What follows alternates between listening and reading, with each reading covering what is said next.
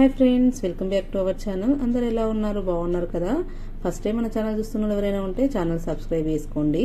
ఇక ఈ రోజు అయితే చూడండి, మామిడికాయ పచ్చడి అయితే పెడుతున్నా. ఇట్లా కలుపుతుంటేనే నోరు అయితే ఊరిపోతుందండి. ఎందుకంటే మామిడికాయ పచ్చడి ఇప్పుడు మన సమ్మర్లో కంపల్సరీ ప్రతి ఒక్కరు పెట్టుకుంటారు కదా. నేనైతే చూడండి ఎంత సింపుల్గా ఈజీగా ఒక 10 మామిడికాయలు తీసేసుకొని ఈజీగా పెట్టేసుకున్నా. దీని ప్రాసెస్ ఏంటో మీకు కూడా చూపించేస్తా. కానీ ఇలా కలుపుతుంటే స్మెల్ అయితే మస్తు వస్తుంది, చూస్తుంటేనే తినాలనిపిస్తుంది కదా. ఇక దీని ప్రాసెస్ అయితే చూపిస్తా. ఫస్ట్ అయితే ఇట్లా మామిడికాయలు అయితే మంచిగా నీట్గా కడుక్కున్నాం.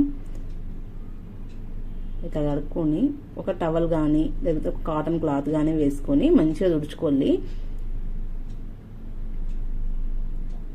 వీటినైతే మంచిగా నీట్గా తుడుచుకోవాలి. పదన అనేది అస్సలు ఉండకూడదండి. మేమంటే ఒక 10 కాయలు కాబట్టి సరిపోతుంది, కానీ ఎక్కువ కాయలు ఒక 50 కాయలు పెట్టుకునే వాళ్ళు ఉంటే అసలు పదన అనేది ఉండకూడదండి. కాసేపు ఆరిన తర్వాతే మనం కట్ చేసుకోవాలి, వక్క కొట్టించుకోవాలి.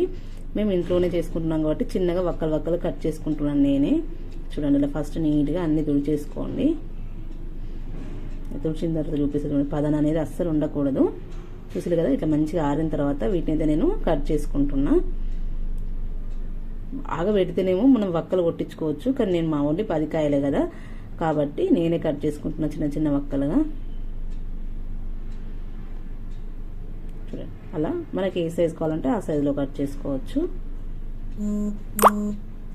ఇలానే చూపించిన మామిడికాయలు ఉన్నాయి కదా, అవన్నీ సన్నగా కట్ చేసుకుంటున్నాను. చూడండి, నిల్వ పచ్చడి అంటే మనం జాడీలో పెట్టుకుంటాం కదా, ఒక 50 కాయలు కానీ 40 కాయలు కానీ, అలాంటప్పుడు అయితే కొలతలతో మాత్రం పెట్టేసుకోండి. ఇది నేను నార్మల్గా ఇంట్లో పిల్లలు అడుగుతున్నారని చెప్పేసి పెడుతున్నా. చూడండి, అలా మొత్తం అన్ని కట్ చేసుకోండి. మీకు అన్ని కట్ చేసినాక చూపిస్తా. చూడండి, కొంచెం డిస్టర్బెన్స్ ఉందండి, అమ్మ వాళ్ళు వచ్చిళ్ళు అందుకని చెప్పేసి, అందుకే సౌండ్లో వేరే సౌండ్స్ కూడా మీకు వినిపిస్తున్నవి. చూడండి, అలా కట్ చేసుకున్న తర్వాత చూడండి, వక్కలు అయితే చూడండి నేనైతే చిన్న సైజులోనే కట్ చేసుకున్నాను. ఇప్పుడు దీనికి కావాల్సినవి అయితే మెంతులు, జీలకర్ర, ఆవాలు, వీటిని అయితే మంచిగా వేయించుకోవాలి. ఇవైతే మస్ట్ కదండి. ఆవ పొడి కానీ, మెంతి పొడి కానీ, జీలకర్ర పొడి కానీ. చూడండి, నేను మూడింటిని సమపాలలో తీసుకొని వీటిని పొడి చేసేసుకుందాం. విడివిడిగా కాకుండా అన్ని కలిపేసి పొడి చేసేసుకుంటున్నాను. చూడండి, మిక్సీ జార్లో వేసేసుకొని మంచిగా పొడి చేసుకోవాలి. అట్నే ఎల్లిపాయలు అయితే మస్ట్ అండి మనకు పచ్చడికి. చూడండి, ఎల్లిపాయలు కూడా పుట్టి తీసేసుకున్నా. వీటిని కూడా మిక్సీలో వేసి మరీ మెత్తగా కాకుండా కొంచెం కచ్చా పచ్చాగా పేస్ట్ చేసేసుకోవాలి. ఇక ఆయిల్ వేసేసుకొని దీనికి సరిపడంత ఆయిల్ వేసుకోండి. నేనైతే అద్దపావు వరకు వేసుకున్నాను. చూడండి, దీనిలోనే జీలకర్ర, కొన్ని ఆవాలు వేసుకోండి పోపుకి. ఇవి గోలిన తర్వాత స్టవ్ అనేది ఆఫ్ చేసేసుకోండి. స్టవ్ ఆఫ్ చేసుకున్న తర్వాతే మన దంచుకున్న ఎల్లిపాయ ఉంది కదా, మిక్సీ పట్టుకుంది, అది అందులో వేసేసుకోండి. స్టవ్ వెలిగించి మాత్రం వేయొద్దు, ఎందుకంటే ఎల్లిపాయ మాడిపోతుంది, స్మెల్ అనేది మనకు మంచిగా రాదు. ఆయిల్ వేడిగా ఉన్నప్పుడు మాత్రం వేసుకోకండి, సరేనా? ఇట్లా వేసిన తర్వాత ఇది కొంచెం ఫ్రై అయితే సరిపోతుంది అంతే. మనకు కొంచెం హీట్ ఉంటుంది కదా ఆయిల్ అనేది, ఆ హీట్తోనే సరిపోతుంది మనకి. చూస్తున్నారు కదా, మనం స్టవ్ అప్పుడే ఆఫ్ చేసుకున్నా కూడా మనకి ఎట్లా వస్తుందో, ఇట్లా బుడగలుగా వస్తుంది కదా. ఇక దీన్ని అయితే కాసేపు చల్లారనివ్వాలి. దీనికైతే మనం మా పచ్చడి కోసం అయితే చూడండి, కట్ చేసిన మామిడికాయలు, సాల్ట్, కారము, ఆ మెంతి పొడి ఉంటుంది కదా ఆవ పొడి, అది ప్లస్ మనం పోపు పెట్టుకున్నది ఎల్లిపాయది. ఇక ఇప్పుడైతే ఈ వక్కలకు ఫస్ట్ ఒక గ్లాస్ కారం అయితే వేసుకుంటున్నాను. అంటే అద్దపావు ఉంటుందండి, అది అంతే. మనం పట్టు పెట్టుకున్నాం కదా మెంతి పొడి, ఆవ పొడి, జీలకర్ర పొడి, అది కూడా వేసేసి మంచిగా కలుపుకోవాలి. ఆవ పొడి స్మెల్ కూడా మస్తు వస్తుందండి కలుపుతూ ఉంటే.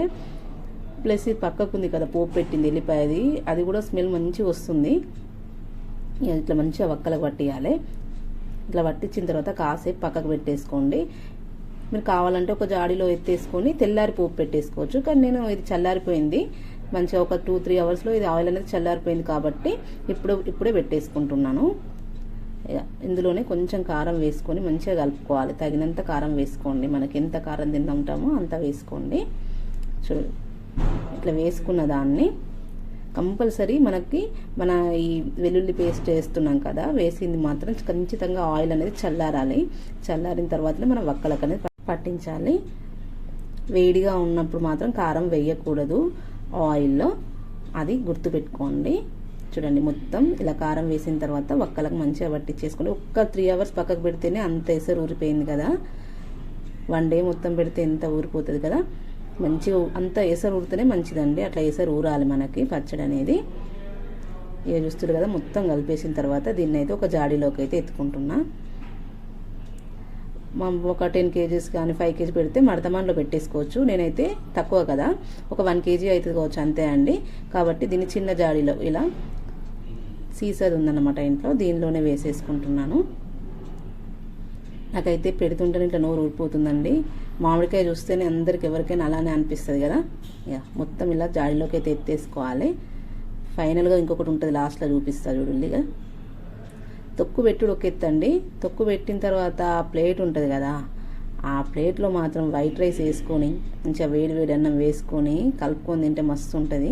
ఇక నా చెయ్యి అయితే మస్తు కాలుతుంది, వేడి అన్నం కదా, మెల్లగా కలుపుతున్నా. అందుకే అన్నం అయితే నోట్లో పెట్టుకుంటే మస్తు అనిపిస్తుంది. ఇట్లా కలుపుతుంటేనే నోట్లోనైతే నీళ్ళు ఊరుతున్నాయి. ఇక మావాడైతే ఫస్ట్ చూసుకుంటాడు ఇట్లాంటి వాటికైతే. సూపర్ స్మెల్ వస్తుంది. మీరు కూడా నచ్చితే ఛానల్ సబ్స్క్రైబ్ చేసుకోండి, లైక్ చేయండి, షేర్ కూడా చేయండి మీ దోస్తులకి. ఇక చూసిగా మావాడు తినుకుంటే సూపర్ ఉందని చెప్తుండు.